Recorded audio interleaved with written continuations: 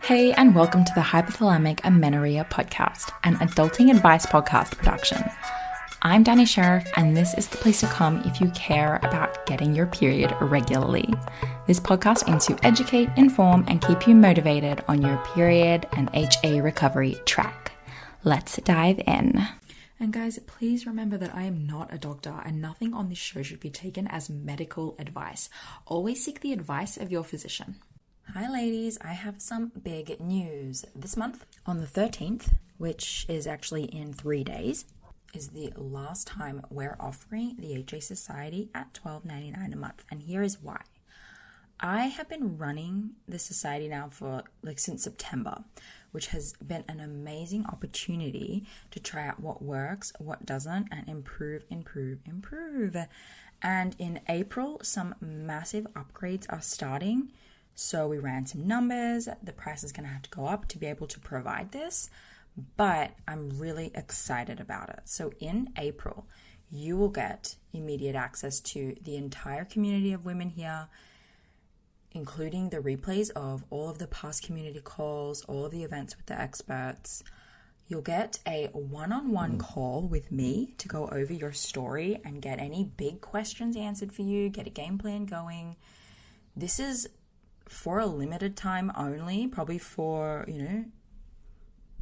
the next few months or maybe the rest of the year. I'm not sure, but it's brand new. We haven't done this before, and I'm excited to bring it in just to get to know everyone one-on-one and be able to make sure you get started with your whole recovery plan, that you have all of your questions answered. Your whole first month is probably worth it in this one call alone. You'll also get access to the HA podcast, all of the early release episodes. You'll get all of the upcoming community coaching calls and events with experts, the ones coming up, so you can start RSVPing immediately. And I have started to create some little gifts and send them out to the girls in the group who reach their own milestones. So all of that's really exciting. It's a really cool community aspect. The biggest immediate change is that we're really upping the coaching aspect of the community. We're investing in more of the practitioner events, where I'm going to be spending way more time in the DMs chatting one-on-one with you guys. So I think it's going to be amazing. And if you are at all struggling with your HA recovery journey, if you just want to connect with others, if you want to get your questions answered, this is a really great, cost-effective way to get the support that you need.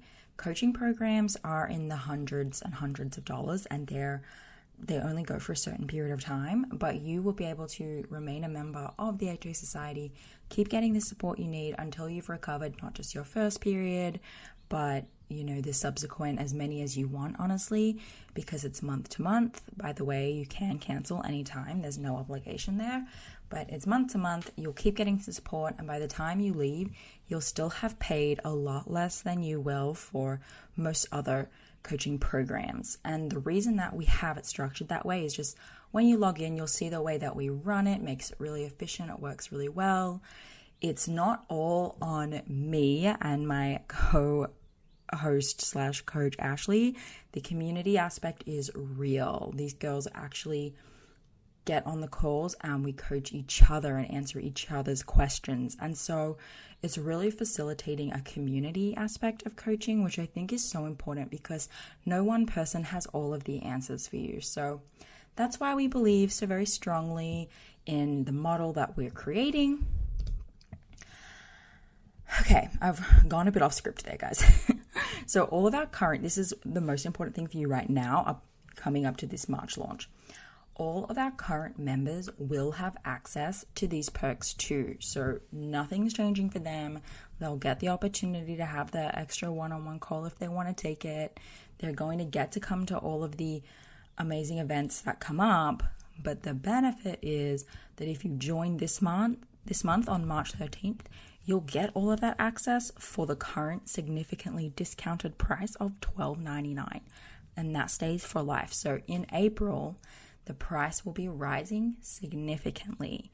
So if you join this month, you'll get in 1 month early. You'll get it for half the price, and then that just gives us time to prepare for the April launch and make sure all of the changes are 100% implemented, but you are going to be saving like 50%. So get on in, mark your calendars for March 13th, and if you're not on the waitlist yet, head to waitlist.thehasociety.com, get your name on that list to secure your spot in the group. And if you want more information on the society, just head to thehasociety.com. Okay, guys, I really hope that you enjoy today's podcast episode. Let's get to it. Today's episode is the audio from a YouTube video that I recently put out.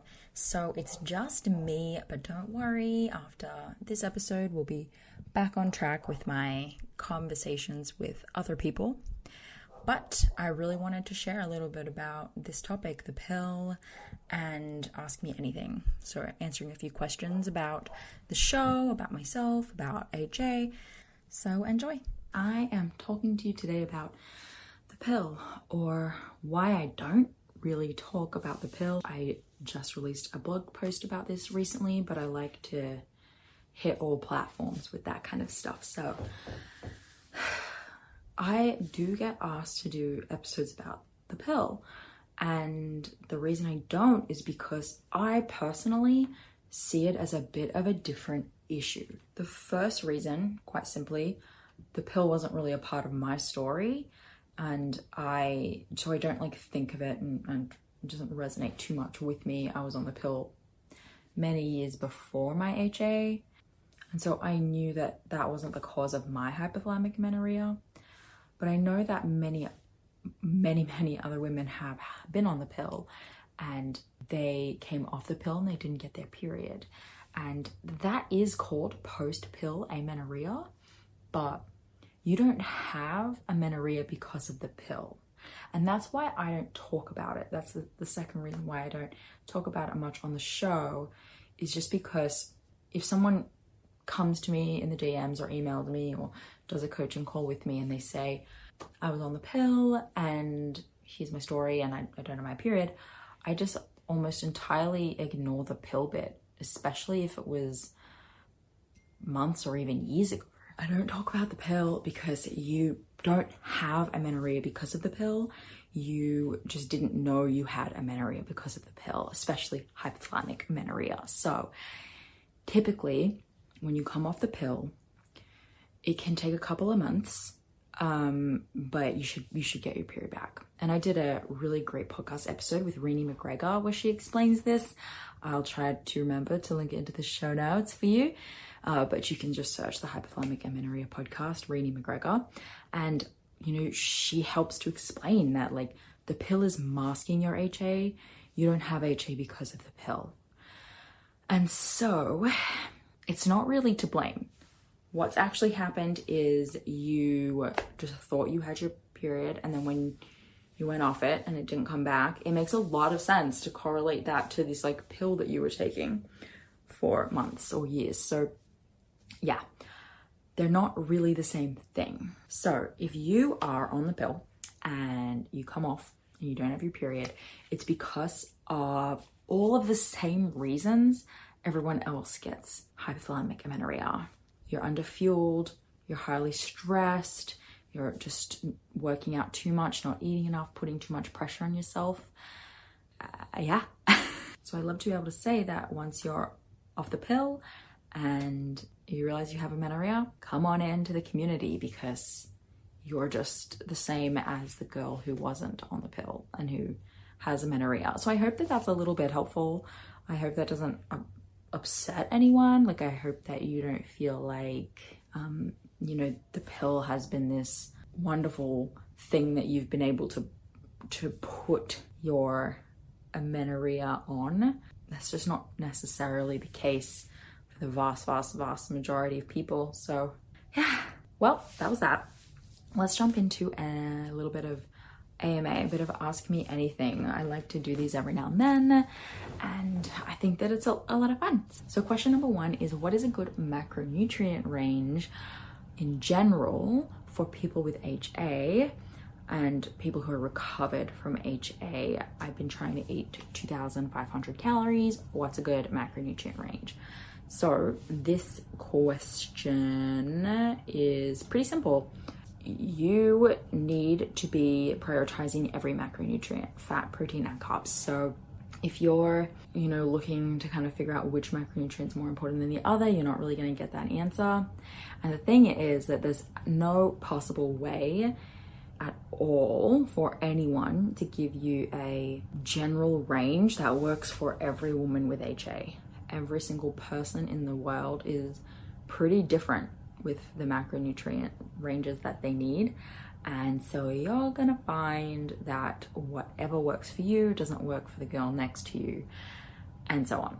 So it would be kind of irresponsible for me to be like, oh yeah, like 120 fat and 120 carbs and 120 protein. I think that you're gonna need to get a bit more individualized with that. And then the second part to this question, basically or to this answer, why do you want to track your macros anyways? There's nothing wrong with it, especially, I have no issues with people who want to track their macros, but when you're in HA and just outside of HA, you really need to take a step back from that kind of thing. Many, many, many women find that even if they are eating enough and they feel like they can't fit any more food in, but they're tracking, there's something about the stress of it that adds to their plate. The stress of just having to check this app or make sure you're hitting your numbers and playing food Tetris and I can have that and I can't have this is a stressor that will hold you back. You're going to make the most progress when you remove the pressure to track and hit certain macros. In fact, I would hedge a bet that you would be more likely to get your period back totally winging it and hitting only 2,300 calories than you would be tracking every single calorie to 2,500 numbers. So yeah, that's my answer to that. Question number 2 is, how is pregnancy going so far and what does your husband think? Pregnancy so far is going great. Second trimester, feeling way better, actually feel human, have the energy to put makeup on somewhat and do this video with you. And my husband he's one of those husbands that's not sure that it's real. I can feel that I have a baby bump and it's really cool and exciting. And because of COVID, only I've been allowed to go to appointments. So he isn't getting as much of the experience. And I think it's pretty common for guys for it to not really be real until they actually feel a baby kicking or it's born. So we'll see, but I know that he is excited and nervous, probably more nervous than excited. That's kind of his nature. Question number 3, can I get my period back and still exercise? It doesn't matter what, where, when, how I post questions for an AMA, this question will come up. And I have to wonder, does this question always come up from someone who is just in HA limbo and unable to make the commitment and is looking for every single shred of information and that they can find that tells them, yes, you don't have to change anything basically about your lifestyle? So is it possible when exercising? Yes.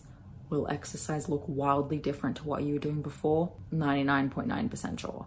Exercising is 10 minutes now a day, and you're just doing a little light circuit of some weight stuff. You're not raising your heart rate.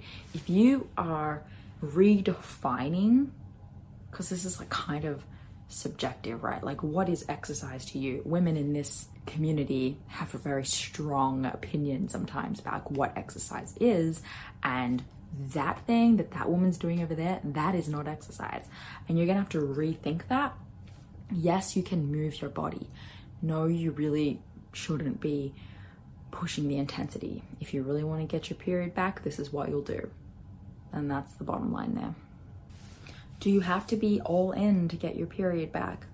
I think that the community defines all in as the way that Dr. Nicola Rinaldi defines it, which is eat all the things and do absolutely no exercise. And if that's your definition, let's run with that. So no, I don't think you have to do it that way, because the protocol of all in that book is to stop focusing on like vegetables and meat and like the things that many of us were eating when we got in this situation, and turn to the foods we've been restricting from day one, and then focus on those foods, right? And I believe that we need to do that first part and then focus on those foods.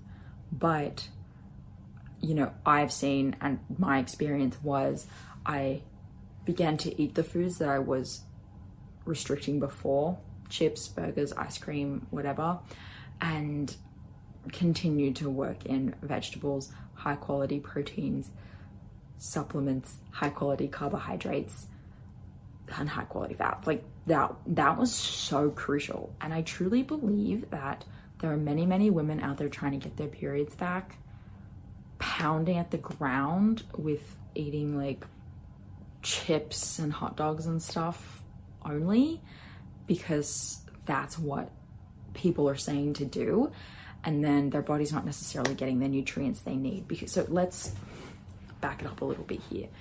Sometimes we're in an energy deficit, and sometimes we're in a nutrient deficit. When we have HA, we're in both.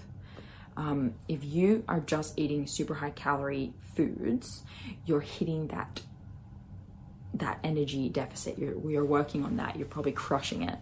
If you're not focusing on getting nutrients in from vegetables, high quality meats and fats and stuff like that, you're probably not getting necessarily the nutrient value that you need. So if you're someone who this is taking a really long time for, that's just the next place I would look, is all. So you can absolutely get your period back with the all-in method. I mean, it's proven. There's like so much evidence, anecdotally and science.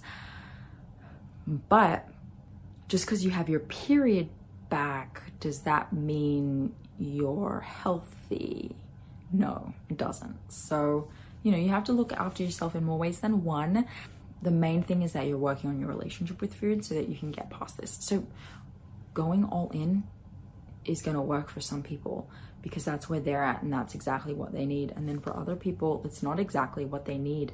And there are many women who have felt worse because eating tons of processed food is not that enjoyable. So that's my 2 cents on it. You absolutely can. I advocate more for people taking an approach of eating lots of food, resting more, and focusing on eating high calorie, nutrient dense foods, the kind that you were probably restricting before when you were just living off like lettuce and cabbage and egg whites. Now you're going to want to eat fatty meat, skin on chicken, fish, olive oil, coconut milk, cheese, you know, all the good stuff. Whole foods. Let's do it. Let's bring it back to the pill a little bit.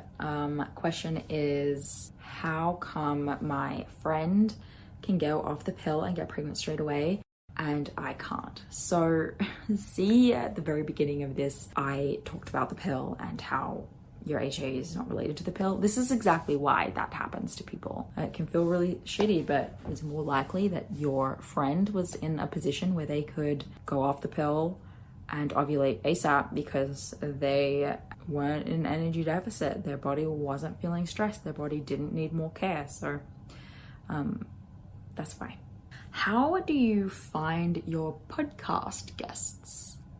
I mean, there's not a huge formula. The podcast guests come from either they're my peers. I mean, we're all in the same space. We see each other's names and faces. We connect. I'm a huge believer in connecting with every single peer that you can and building a network.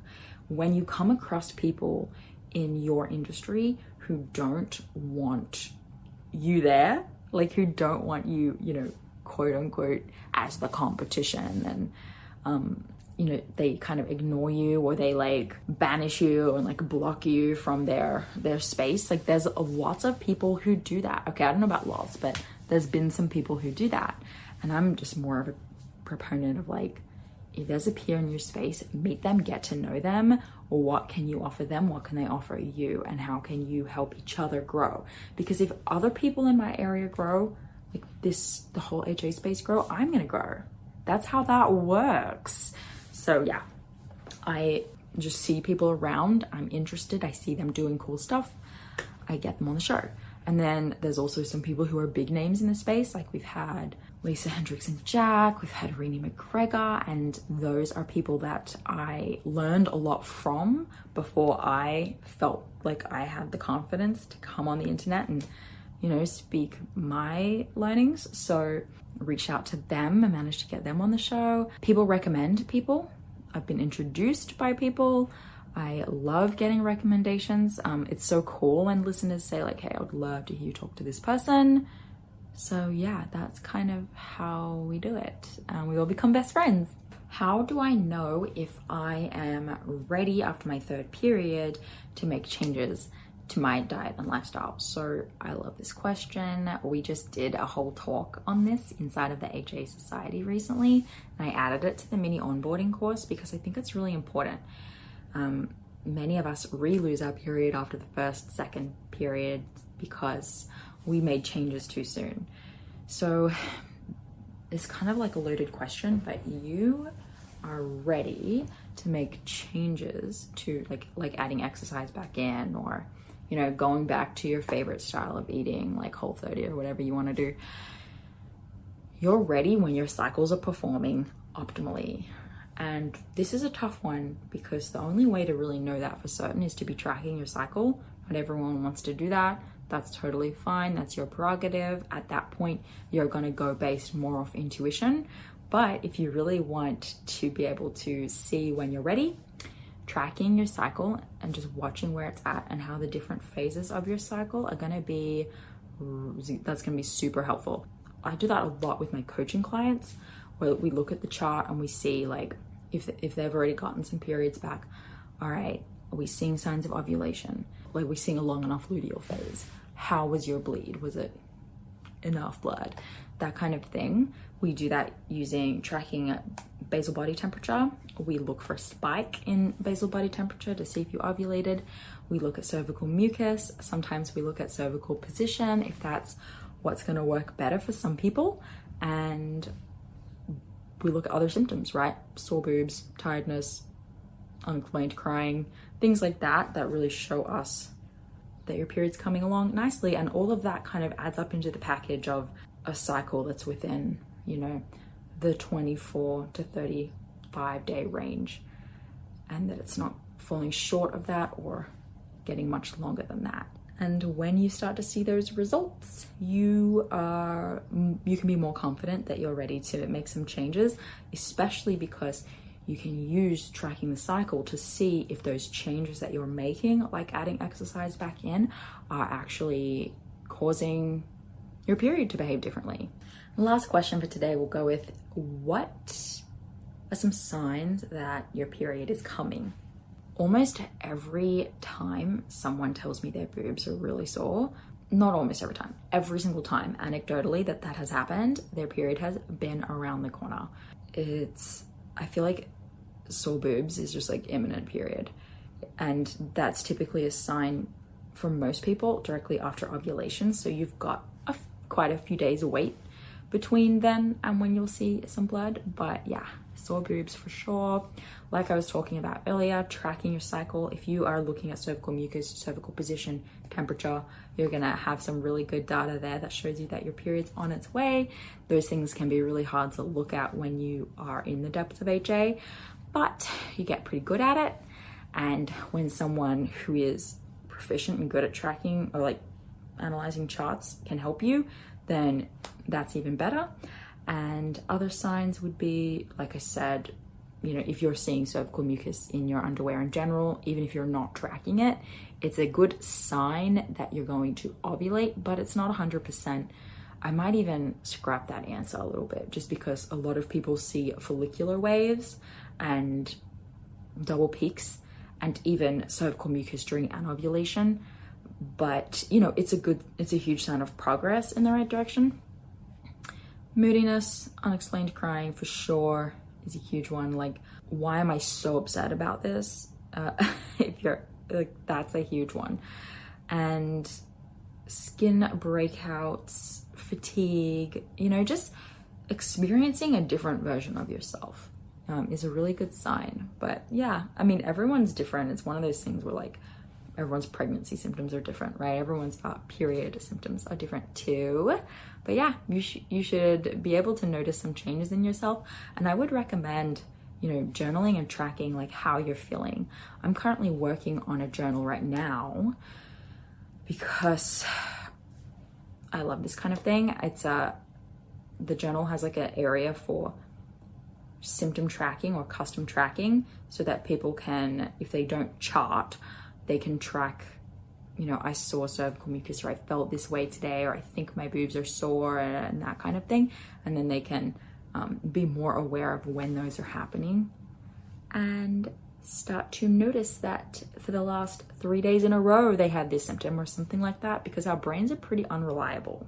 So that's that. If you want to know more about the journal, let me know. Working on it right now, probably like March. The best way to stay up to date on things like that is just to be on my mailing list or even the HA Society wait list.